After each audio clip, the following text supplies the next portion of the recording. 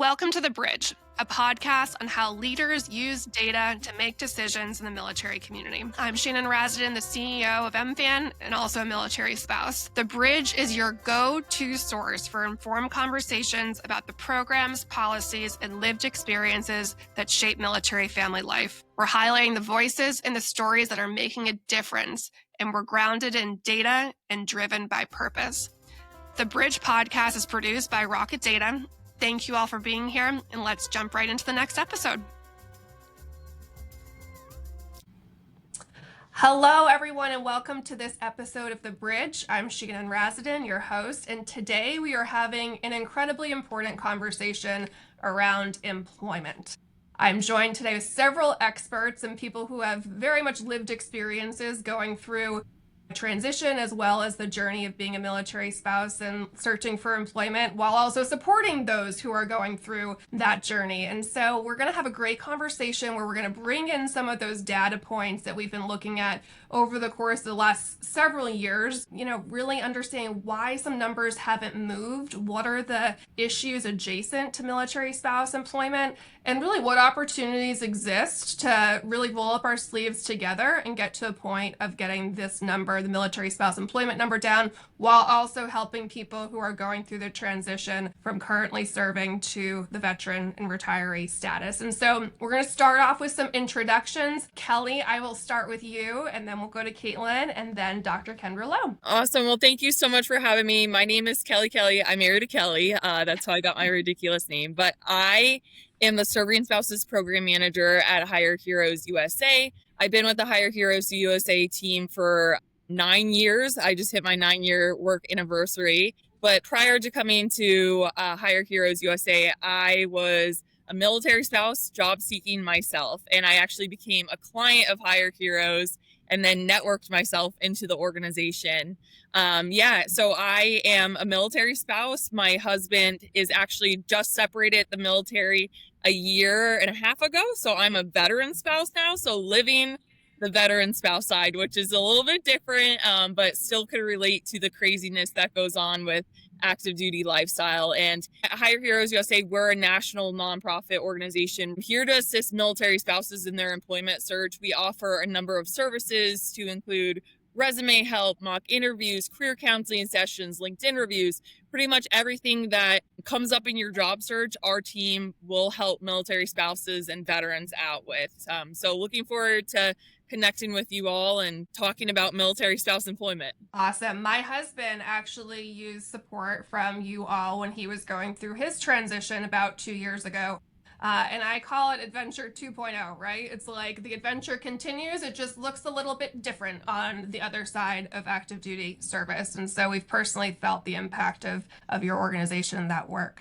Yeah, Caitlin, I'll let you go next. Hi, thanks for having me. My name is Caitlin Jones-Martin, and it's great to hear that you guys had successful transitions, because that is where I'm at in my life right now. I'm currently transitioning from the U.S. Air Force after 20 years serving all over the world, all over the country, as a public affairs service member in the Air Force. And I am currently a SkillBridge fellow. So currently joining the SkillBridge program with a little nonprofit, Shannon. I don't know if you've heard of it. It's called MFAN.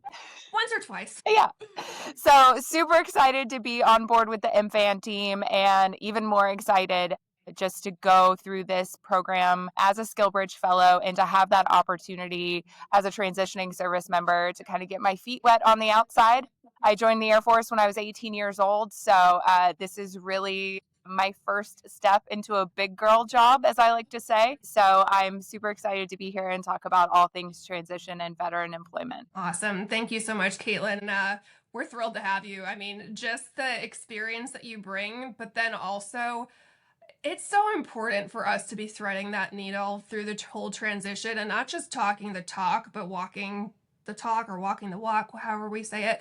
And you're like a week and it's already an incredible asset. So we're so grateful. And Dr. Kendra Lowe, you're up next. Can you introduce yourself and tell us a little bit about First Command? First and foremost, thank you for having me here today. First Command is so excited to continue to partner with MFAN. We have been alongside you all for a long time, and the opportunity to speak today is just exciting.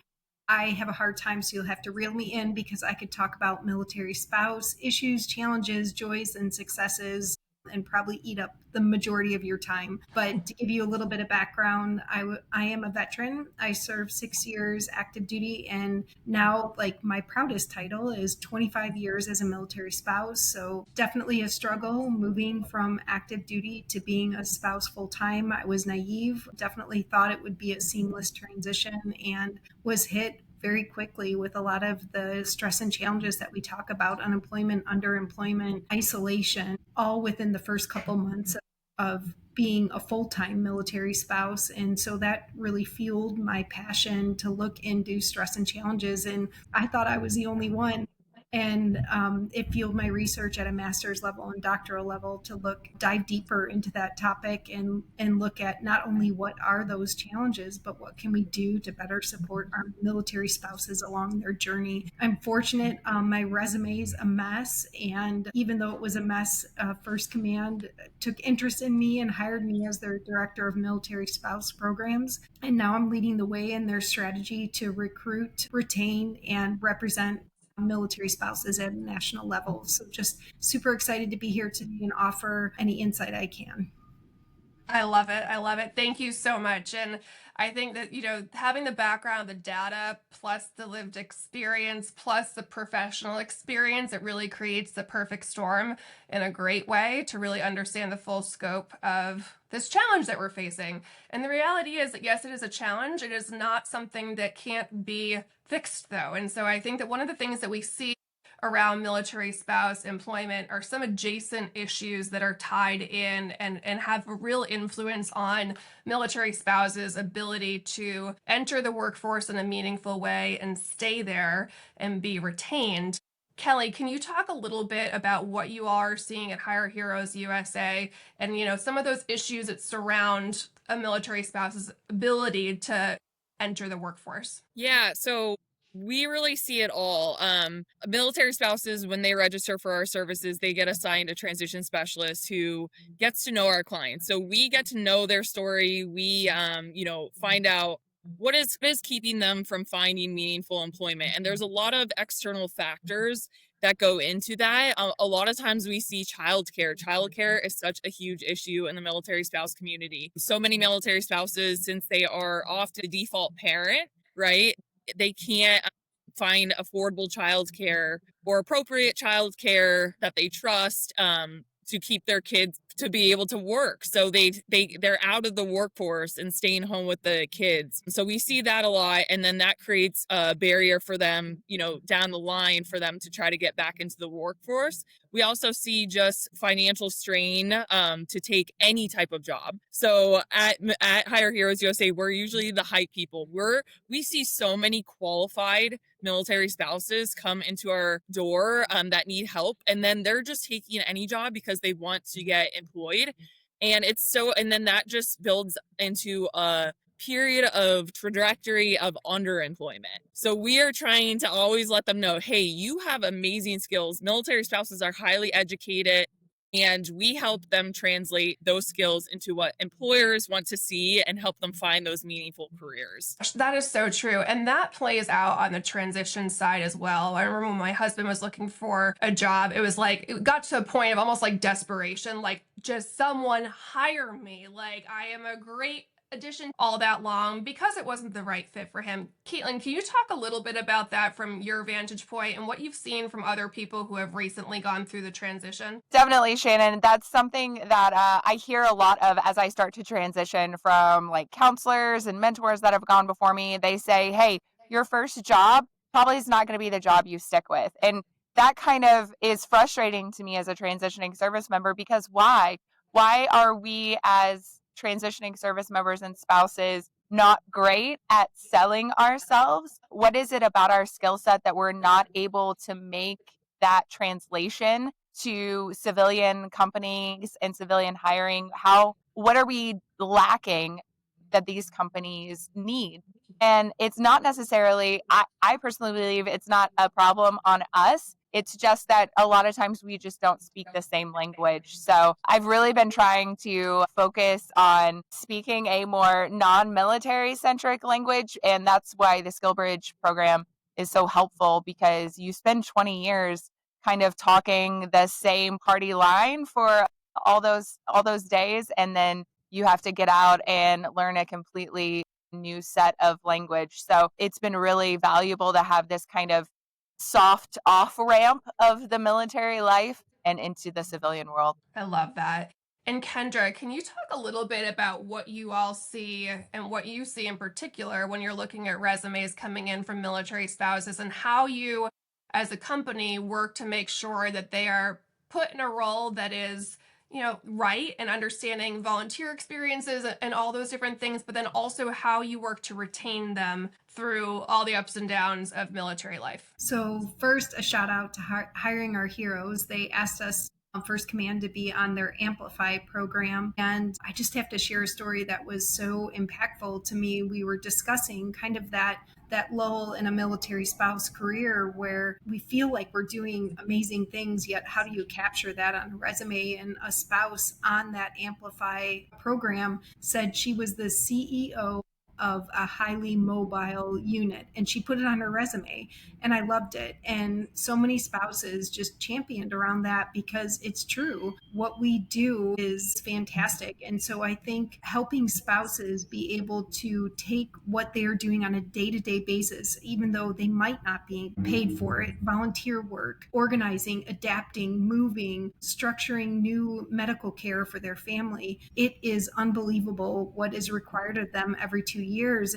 And to capture that on a resume, when you translate that, it's fantastic, the skills that we acquire. I was just at the MIC conference this week and talking about how, as spouses, we need to move from these feelings of being invisible to influential. And part of that is accepting what we're doing right now as a leadership training ground. That is what it is. So if you're not currently employed, take all of those skills as leadership training and be able to capture that on a resume. So at First Command, we definitely look for those skills and abilities that might not be or weren't employed, but we can capture them and recognize them as military spouses. And then certainly we want to retain them. We are looking at building communities. We have an MSA program, a military spouse advisor ambassador program, that specifically peers, mentors other military spouses to create community within the organization, so that we have that sense of belonging. I love that. One thing that we see is there's not a one size fits all solution, right, to anything. And there's certainly nuances between the experiences that transitioning service members have and also what military spouses are going through. Kelly, can you talk a little bit about how your support is tailored to each of those audiences? And then Caitlin, I'll come to you next. You've worn both of those hats. And so, as a dual income military family, like, what does that look like? And so, Kelly, we'll start with you.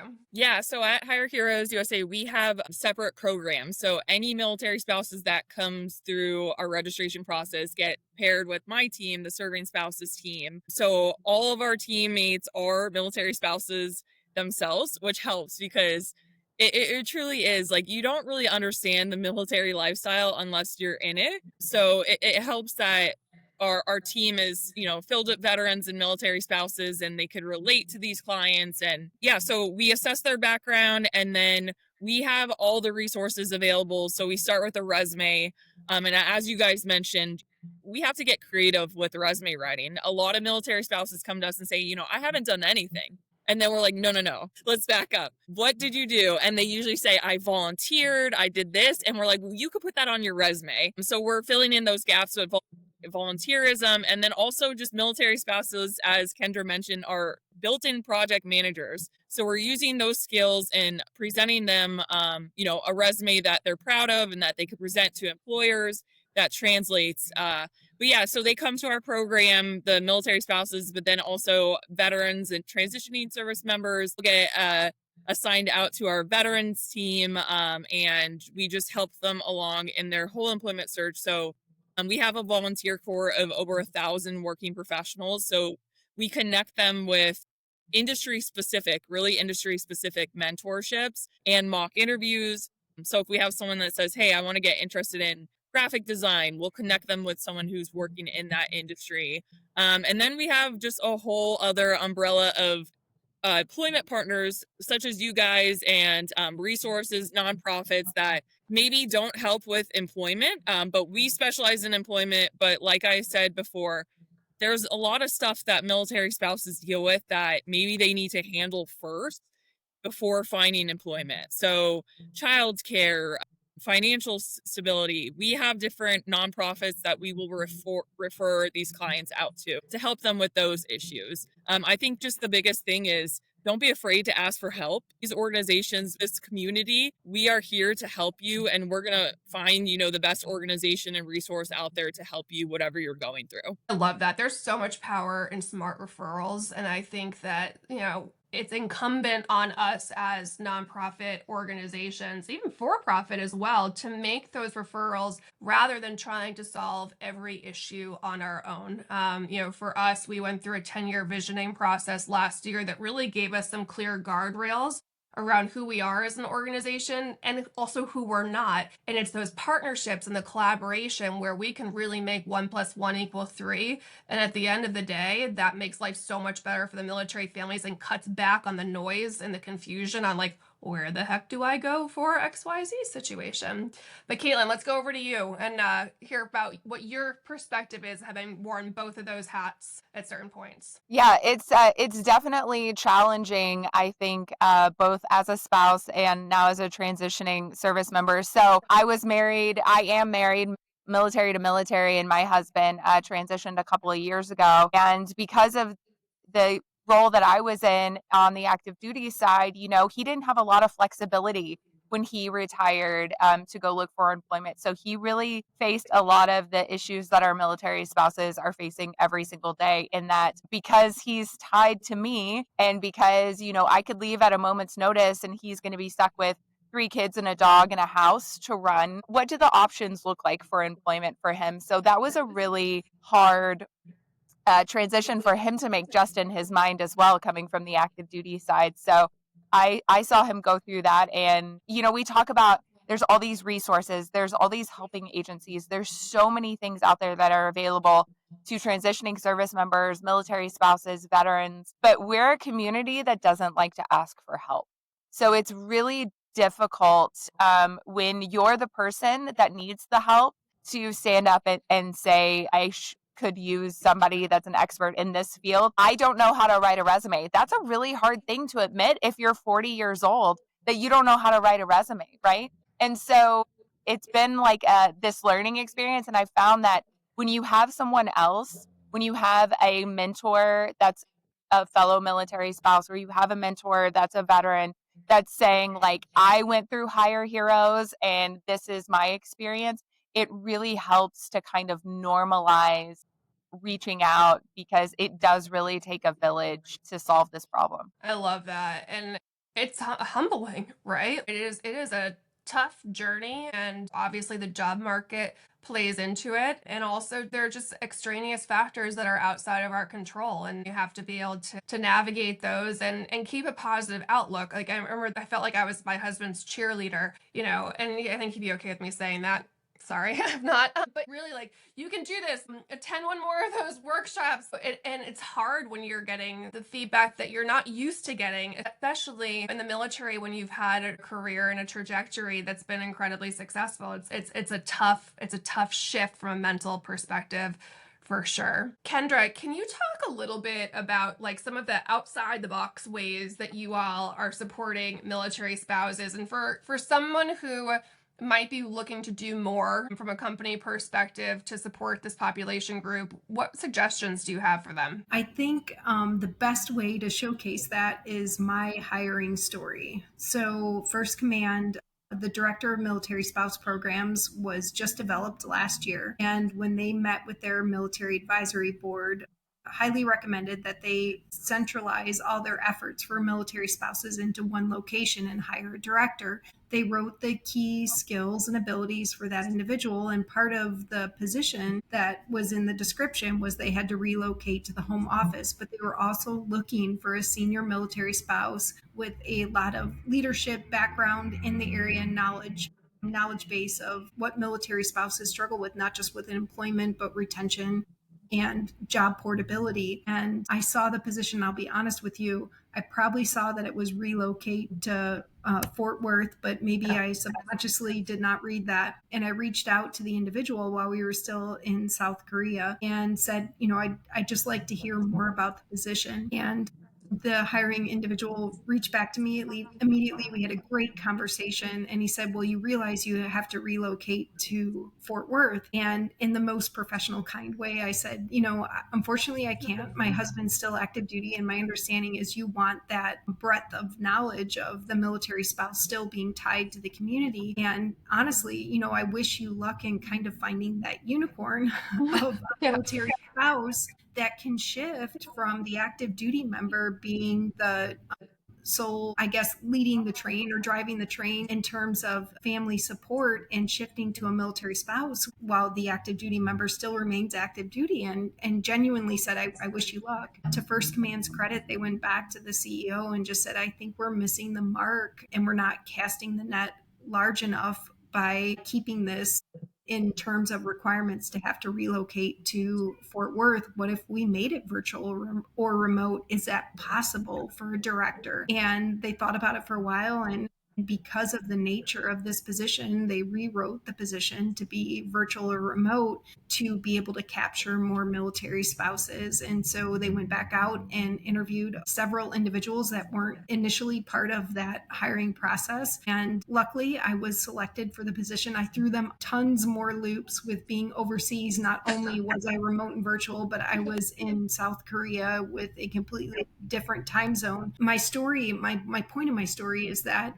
I think companies and organizations can do a better job at looking more creatively. Does the position have to be in a brick and mortar building? And if it doesn't, is it portable? Can it move with the military spouse? And if you've always done it this way and it's been in an office building, what precludes you from making it remote or virtual so that a military spouse not only can be hired, but can have a career path within that organization? With First Command, I will tell you this, it was the first time I was ever asked, where do you see yourself in 5 years? I was never asked that question, because in every other interview I've been in, they knew my time was finite because they knew I was a military spouse. And I've always been open about it. That's my personal choice. I've always been very upfront that I'm a military spouse. But because of that, I never had that conversation with a potential employer of where do you see yourself growing within an organization. That was one of First Command's first questions, because they not only want to hire military spouses, but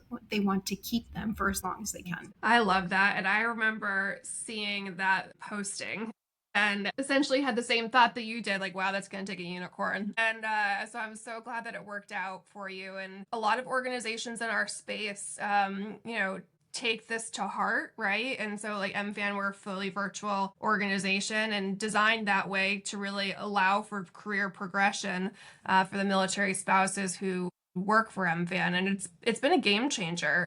And from a loyalty perspective, employee turnover is costly, right? And when you're able to retain that great talent, it makes such a difference. And we have several military spouses who have been with us for years now. It's a real heartening thing, I think, when you see a lot of people unfortunately struggle with that transience piece and having to change jobs more than they really want to. But building on that, the pandemic had some silver linings as it relates to military spouse employment.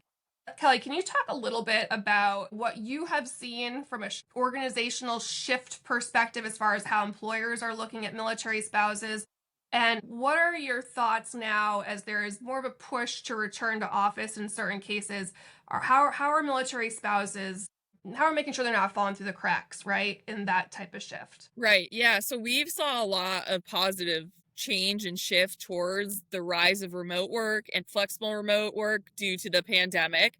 So that has really been a game changer for military spouses. There's a lot more remote opportunities out there. And obviously, just the transient nature of military spouses' remote roles work perfect. But yeah, so we're seeing a lot of employers more open to remote roles and also skills-based hiring, which helps military spouses who have all these skills from living that military spouse life. The thing is, with that comes a lot of competition. Everyone is looking for remote work, right? Not just military spouses. So there's a lot of competition. So we're really teaching our clients, you have to stand out, you have to go above and beyond as a candidate. And we'll teach them, the tricks and tools on how to do that. And then with that said, with the return to work, a lot of companies are returning to on-site. We always tell our clients, hey, do a proposal. Like, you don't know what you don't know, obviously. And sometimes this is the first time maybe an organization is dealing with this, but really it's up to you as the employee to not just quit your job, right? If you could do your job remotely, and with that said, there's some jobs that you can't do remotely. Like if you're a healthcare surgeon, you obviously have to be in the office. But if your job could truly be remote, don't just quit your job if they're, having you come back to the office. Create a remote proposal. We have a outline template that you could follow. Our transition specialists will teach you how to do this, but put it in front of your employer and say, this is how I'm going to do my job if this is approved remotely. That way they could visualize it, they could see it. And we've had so many clients just get approved that way that they could stick with their job. And so we're always recommending that. And yeah, so just be creative in your job search. And kind of like Kendra did, originally the posting was not remote, but she spun it and they realized that she was one of the top candidates and she could do it remotely. And then she got hired. So I love that story. And also I always just see, as we mentioned before, we live such a crazy lifestyle and people outside the military don't really understand it, right? And that's no fault of their own. Like they never had to move and PCS and all this. So with that said, I always say employers, once they hire military spouses, that's when we see them coming to us, right? And they're saying, hey, we want to hire more military spouses because military spouses are highly driven. And then also, Shannon, I think you mentioned there's such a loyalty. We want to work. We don't just want a paycheck. We want to work. We want to contribute. And so they just make really great hires. And so we're seeing maybe the employers that don't understand military spouse hiring, but when they do hire that first military spouse, then everything changes and they're looking to hire more. So that's always, we see that trickle of effect on employers. I love that. Kendra, what would you say are some of those qualities that military spouses bring? So when you're shouting from the rooftops, hire military spouses, what are some of the things that you're saying? How long do I have? Oh my gosh, as far as attributes, adaptable, driven, there's so many words that I come up with: sincere and genuine, loyal. When you get a military spouse that is connected with an organization, they do not want to move. They want to not only contribute to their families, but they want to contribute to that organization. It's their time and talent, and they are so sincere and genuine about what they're giving to that organization. So if we can capitalize on their time and talent, and not only that it benefits their family, but if you can keep them, it's powerful. I've seen military spouses that have been able to stay with organizations or companies, and their growth is fantastic if we can find a way to retain them within the organization. I think that we are very solution minded when we go into any task. We are relentless. We don't like to take no for an answer. We will find a solution for you, and it may have no direction in terms of what you originally thought, but we are creative and we will come up with a solution because we have been in positions so many times that we have to make fast decisions. And so military spouses are fantastic solution drivers in ways that I have seen in not only in the home front, but in the work front. Yeah, I love that. The famous saying that whenever the service member is gone, like Murphy's Law, boom, and you have to solve gosh knows what problem. What it was for us, it was always like a utility breaking, and it's like, no, we solve problems, and we're like a get it done group of people. And I think that that's part of the the grit that military spouses have to develop through this life, but my goodness, how that plays out as an employee in the workforce. Caitlin, sorry, go ahead, Kendra. Yeah. I'm going to interrupt real quick because I just can't mute myself. But it is also transcending to our children. And so I think that's an important thing to note here is that our children are watching. And I'll share a quick little story in terms of adaptability and being able to take those moments that throw everything at you. We were in South Korea getting ready to move and off base, and my husband was tied up and unavailable. And I took my two teenage daughters to do a surfing lesson for the last time in South Korea. And this is like a week before we're moving, and we get a flat tire. And you can't call AAA. There is no USAA. There is no husband to call. There's only locals that are kind of looking at you strangely as you pull off into the side of the road. So what does my 15-year-old daughter do? She pulls up YouTube for a Bronco and she's like, Mom, we can change a tire. And so in 30 minutes flat, we changed a tire and drove back onto base without hesitation. So we are not only acquiring those skills ourselves, but we are teaching our children those skills as well. Oh my gosh, I love that. I love that. So there's hope. I have a 9-year-old and a 7-year-old, and we're not quite changing tires yet, but we're getting dressed ourselves and like out the door and packing our lunches, and hooray, hooray.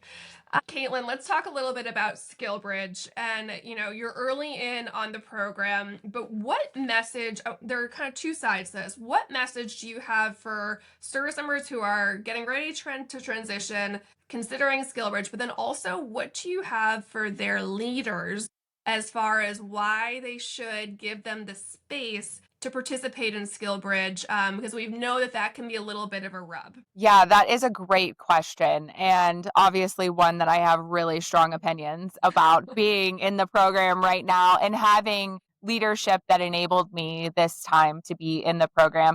And I just wanted to say to Kendra and Kelly's points too, it's not just military spouses that have those attributes. I think this is one of those places where spouses and military kids and veterans are kind of all aligning. We all kind of have this grit and resilience. Sometimes we just need people to give us a chance. So in regards to the SkillBridge program, as senior leaders, when you're retiring, they don't want to let you go, right? And that makes perfect sense. They have a mission to get done. The mission is going to go on long after I'm retired from the Air Force, as it should. But they see you as this body that they're not going to get a backfill for. We are already doing less with less. And so there's a real hesitance on the part of some senior leaders to let their service members go for an extended period of time to take part in this program. And I find that just really disappointing, because I had someone tell me early on in my transition, well, you're a senior master sergeant, you have your bachelor's, you have your master's degree, what do you need SkillBridge for? You'll be able to find a job easily. And that whole kind of attitude around it, I think, is just really damaging, because as service members, as military spouses, we already have a hard time asking for anything for ourselves anyways.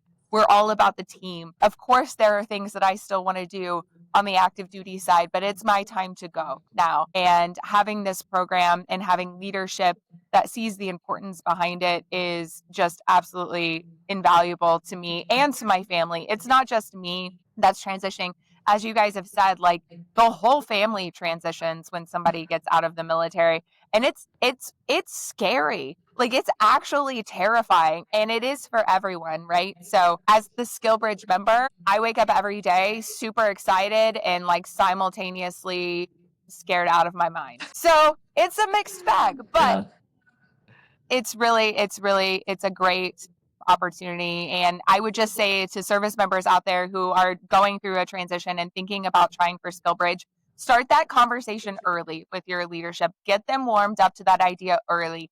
Get your LinkedIn kind of beefed up. Start looking for companies, organizations that you'd like to SkillBridge with. Start making those connections, because even if you don't get to SkillBridge, even if you don't get as much time to SkillBridge as you want, having those connections is going to be invaluable on the other side. I love that. And I'm hearing a common thread through several responses, and that's advocating for yourself. And I think that, people who are serving our country, the spouses and the service members, I think that we often put everyone else in front of ourselves. And this is a moment where you really do have to advocate for yourself. And that can be hard. And that's like, it's kind of like a muscle that you have to exercise and not feel bad about, but really like lean into. But it's uncomfortable. It's uncomfortable. So, Kelly, how do you help military spouses with that and grappling with, yeah, it's a good thing for you to be your own best advocate? Yeah, we get clients all the time. I think it goes back to me saying like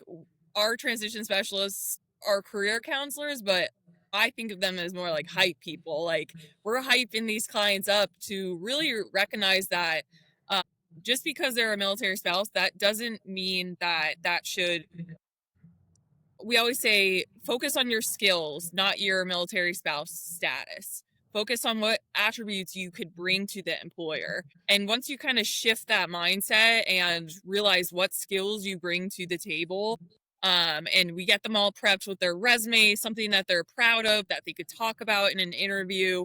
Networking is such a huge thing. It's all about who you know, getting out there on LinkedIn. And that's hard too. A lot of times, I think Kendra mentioned you move, you don't know anybody. Like we have all these barriers that are facing us to begin with. So it's extra barriers, but you got to put yourself out there and it's going to be exhausting. The job search is exhausting. It's a full-time job in itself. But I promise you, if you keep at it, find people that could support you, resources, mentor, lean on the military spouse community and veteran community, because as I said before, we are the ones that truly understand this lifestyle. And there's so many people that want to help as well. You never know what connections will lead to a job. Scream it from the rooftops that you're looking for a job, you're transitioning out of the military. Let everyone you know, because that could just lead to something down the road. So we're always just hyping up our clients to really advocate for themselves and put their best foot forward in their job search. I love it. I love it. One of the things that, so you all know that we're getting ready to field. We are, by the time this airs, it will be in the field. So be responding to the survey, the Military Family 360. And one of the data points that breaks my heart when I see it, and we've seen it several times, is military spouses who have given up. And you know, the shifting, the PCSing all the time, the difficulty of the job market, they're just like, you know what, this isn't going to be my moment, and you know, we'll get back to it after the service member's out. That one really, like, it gets to me on a personal level. Kendra, can you talk a little bit about what you would say to a military spouse who is feeling that, and you know, how you'd hype them up to you know, pursue their dreams and realize that things can happen at the same time. Like you can be supporting your service member and employed in a job that's fulfilling for you. So what you're describing is this learned helplessness, right? So we move so much and we apply for so many different jobs and we go to locations, and I've been overseas twice where employment really wasn't possible. It was, but it was definitely underemployment. And so, do I want to take that position and stretch my family for something that really doesn't fit what I'm passionate about or what fills me up? It's very difficult, and you do fall into the space. And I think it's important to bring up, and it is so sad because it, to me, and my background and my research is on mental health, and so it affects military spouses' mental health when we fall into this dark area. What I first and foremost offer to military spouses is validation. As several of the panelists have mentioned today, we are horrible about asking for help, and we are not very well trained and accustomed to raising our hand saying, I'm struggling here. So when we talk about and validate that it is hard, that military spouses do have a breaking point, that they do need support, when we create a different culture where we talk about it. In previous presentations, I've had military spouses come up and say, I'm so glad you said that 1 in 4 military spouses could be at clinical levels of stress, because I am not the only one. I'm not crazy. And it creates a space where we can begin to talk about that, the real struggles. Once we acknowledge that, I think there is comfort in knowing that there are other military spouses that are struggling as well. And those spouses have a tendency to rally for each other. So it's finding other military spouses that are in a similar space. When you get more than two military spouses together that come up with an idea or a passion or purpose, they are unstoppable. So I would tell military spouses, first and foremost, yes, it is difficult. Yes, it is hard. What you're going through is real. Reach out to other military spouses and find something that fills you up, and find a way to navigate that within your community. So true. And you lead me to my last question for the group. And this was not on our list. And so I apologize. It's not intended to be a gotcha. But if you had a magic wand, right? And if you could change anything related to the employment space, both on the transitioning side as well as the military spouse side, what would it be, and why? And Caitlin, I'm going to put you on the spot because I see a big smile on your face. So I'll let you go. I knew you were going to come to me first. I don't know. I had like a sixth sense or something. I think if I had a magic wand, the first thing that I would do for kind of this military spouse employment, veteran employment, transitioning service member employment would be just for that underemployment to go away and for employers to realize everything that we bring to the table. So when my husband was applying for jobs, when he first retired from the Air Force, he would apply to jobs and he was like, this job is perfect for me. Everything is perfect. And then they'd come back like with the thanks for playing email. And the reasoning would be like, oh, well, you don't have at least 4 years of experience in a financial institution. And it was like, yeah, but I have 27 years of experience in the United States Air Force, leading large teams, small teams, huge wings, whatever it is, right? And so I just wish that we could kind of bypass some of those hard lines that employers have in their heads of the person that I hire has to have X, Y, Z and has to line up perfectly, and that they could see that a lot of veterans and spouses are actually better candidates for their jobs. They just don't check all the boxes when you see them on paper. But I promise, like, if you give them a shot, they're going to blow you away every single time. Amazing. Kelly, let's go to you next. Okay, so Caitlin kind of took mine. So I wish employers would really understand the value of military spouses, but then also I wish military spouses didn't put so much pressure on themselves. So I see that every day. What you said, it was exactly me. So 9 years ago, we PCS to North Carolina. I had experience. I just finished my master's degree.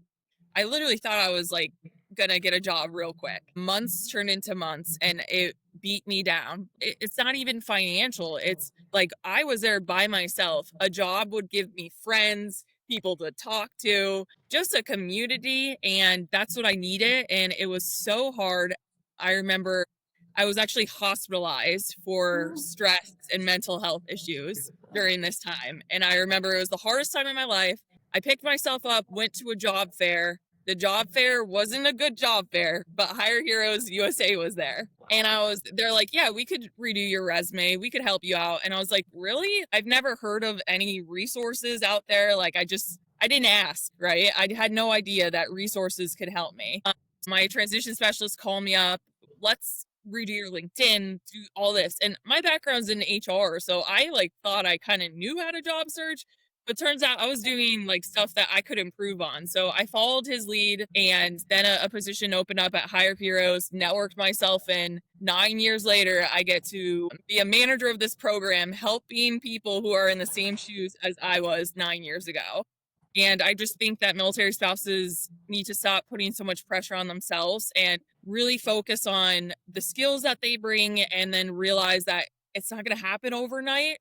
I think that was hard for me. I wanted a job immediately, but with hard work and perseverance, everything's going to work out. And I think that's my magic wand. I wish I could just find a job for military spouses tomorrow, but I know life doesn't work that way, but just keep at it and don't give up. Thank you for sharing that story. I think that storytelling and sharing our journeys is so important, and you have no idea who needed to hear that. And to the earlier point, these things do not exist in a vacuum, right? Like you said it earlier, it gives you, a job gives you a social network, gives you self-efficacy, it allows you to contribute financially, all those different things. And so thank you, Kelly, for sharing that. I think it's powerful, and who knows who needed to hear that today. So thank you. Kendra, we'll round out with you. Can I ask for 2 wishes or 2 Yes, waves of yes. the magic wand? Fine. Yes. First magic wand wave. Every military spouse takes just out of their vocabulary. You are not just a military spouse. You are a military spouse. You are not just a stay-at-home mom. You are a stay-at-home mom. You don't just volunteer, you volunteer. So I would love to wave a magic wand where military spouses, veterans, military children weren't allowed to say just. That it shifts the mindset to owning what you are. You can see almost, when I've spoken about this before, military spouses sit up a little bit straighter, where I don't know how to not use just, but when I remove that, it gives a power back from having that dependent status to that director status, that we are directors in what we do. So that would be my first wish. And if you're giving me a number 2, my number 2 would be every single volunteer hour that military spouses give, they are paid for. Every single position, every single bake sale, burrito sale, key spouse get together, planning for event, volunteer for. Yeah, gosh, that's so true. The hours and hours and hours that are spent, and there is an element of it that's in service to our country, but at the same time, in today's day and age, families in the United States need 2 incomes for the most part to sustain a household. And so that time is so valuable. Well, to the 3 of you, thank you so, so, so much for joining us today. To everyone listening, please take some time to complete the Military Family 360. We do this research effort every other year, and it's not just about MFAN and MFAN having data. It's about the entire ecosystem who serves military families having an understanding about what military families are going through. I can promise you we have 2 PhD researchers who will read every single response that you write, and that matters.